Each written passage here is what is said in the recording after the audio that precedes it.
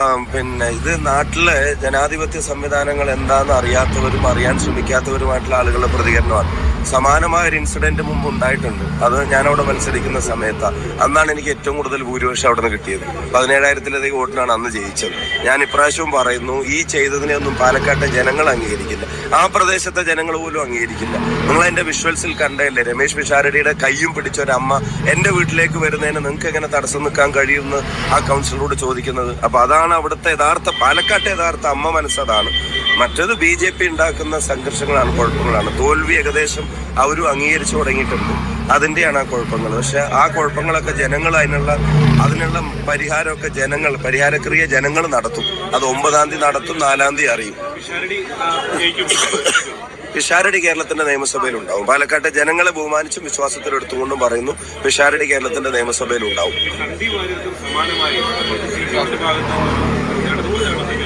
ഇപ്പൊ ഈ ചിലര് കോട്ട എന്നൊക്കെ പറയുന്ന കോട്ട കെട്ടിക്കിടക്കുന്ന സ്ഥലങ്ങൾ അവർ മനസ്സിലാക്കേണ്ടത്, എല്ലാ കോട്ടയും കെട്ടുന്നതും പൊളിക്കുന്നതും ഒക്കെ ജനങ്ങളാ. ജനങ്ങളെതിരായ ഒരു കോട്ടയും നിലനിൽക്കില്ല.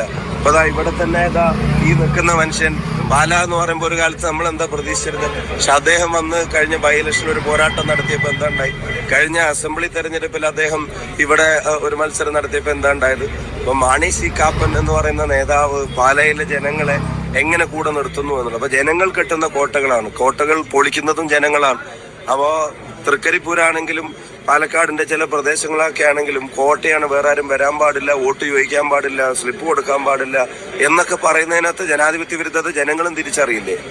ഒരു വോട്ട് ചോദിച്ചാൽ ഒരു ബോർഡ് വെച്ചാൽ ഒരു സ്ലിപ്പ് കൊടുത്താൽ തകർന്നു പോകുന്ന കോട്ടകളാണെങ്കിലൊന്നും കോട്ടകളല്ലല്ലോ.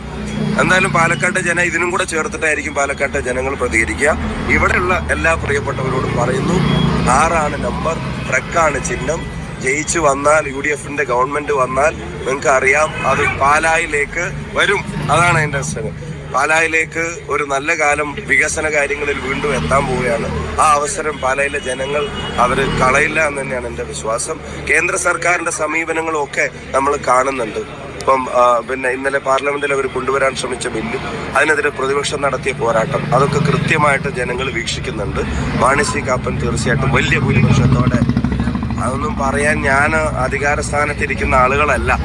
അദ്ദേഹം ജയിച്ച് ഗവൺമെന്റ് ഒക്കെ വന്നാൽ എന്തൊക്കെ സംഭവിക്കുന്നുള്ളതൊക്കെ നമുക്ക് എല്ലാവർക്കും അറിയാം. അതൊക്കെ അതിന്റെ ഉന്നതരായ നേതാക്കന്മാർ പറയട്ടെ.